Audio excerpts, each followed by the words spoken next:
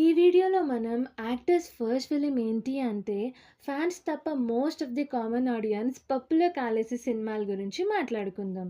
Tamannaah first Telugu film అనగానే హ్యాపీ డేస్ అన్న వాళ్ళు కమెంట్ చేయండి. తమన్నా ఫస్ట్ తెలుగు ఫిలిం 2007లో రిలీజ్ అయిన హ్యాపీ డేస్ కాదు, 2005లో వచ్చిన శ్రీ. ఈ సినిమా సరిగ్గా ఆడకపోవటం వల్ల చాలా మందికి తెలీదు. శ్రేయ ఫస్ట్ తెలుగు ఫిలిం అనంగానే సంతోషం అని అనుకుంటే పప్పులో కాలేసినట్టే. శ్రేయ ఫస్ట్ తెలుగు ఫిలిం 2001లో రిలీజ్ అయిన ఇష్టం.